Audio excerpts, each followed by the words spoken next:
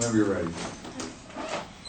Countless Americans have been laid off in the past several years, and it particularly hit home for me when my boyfriend's father was laid off.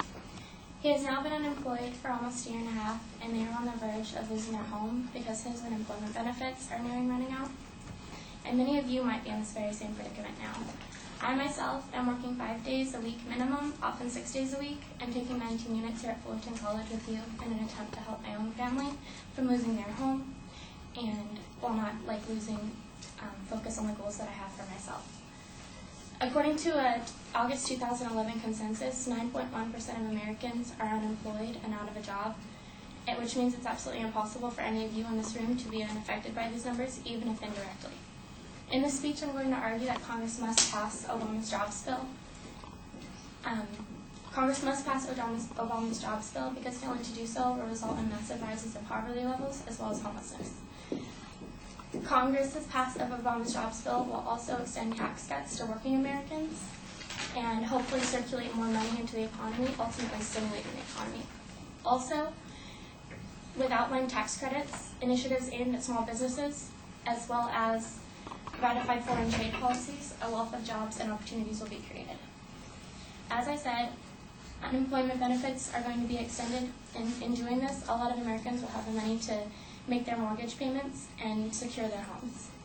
Currently, 1 in 10 Americans is unemployed and receiving unemployment benefits from a social security system that has been defined by many as underfunded, overwhelmed, and obsolete in many ways.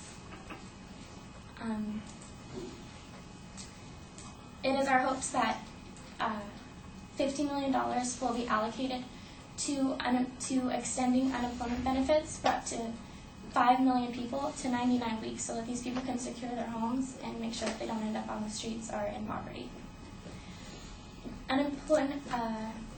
Obama's jobs bill is also trying to pass where we extend tax cuts to working Americans so that they can have more money in their bank account each month to pay for necessary bills.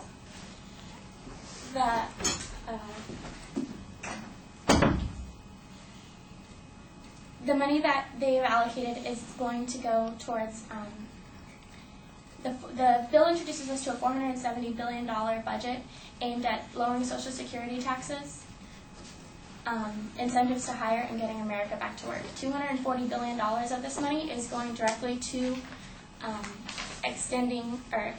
to balancing the extension and enlargement of the payroll tax cuts to 3.2% for working Americans. This is only the first step in bridging the gap between the responsibility that we must all take in repairing our economy and those few that are too secure in their financial state to make sacrifices. I believe that with the ratification, with outlined tax credits, the ratification of foreign trade policies, and incentives aimed at small businesses, we will also create a wealth of new jobs.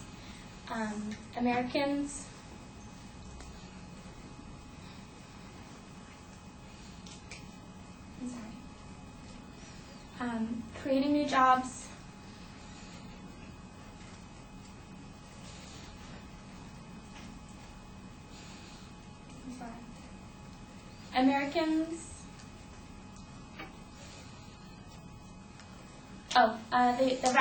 the ratification of foreign trade policies with countries such as South Korea, Panama, and Colombia will stimulate the growth of business and hopefully encourage more jobs that will satisfy the need for jobs here in America also. And in doing that, they're also going to allow for unemployed Americans to participate in voluntary works programs that are already being implemented in Georgia, where jobless Americans are able to participate and work with potential employers and gain invaluable job trade skills while not losing their unemployment benefits, so they'll be able to continue to work. And overall, I hope that you will listen to my argument supporting Congress's pass of Obama's jobs bill, because I think ultimately it will extend unemployment benefits to working Americans, extend tax cuts, or extend unemployment benefits to out-of-job Americans, extend tax cuts to working Americans, and ratify foreign trade policies to help us from the quicksand back to recession that we're already slipping back into. and most importantly, it will help really desperately in need families like myself and my boyfriend's, and possibly many of yours, from becoming homeless.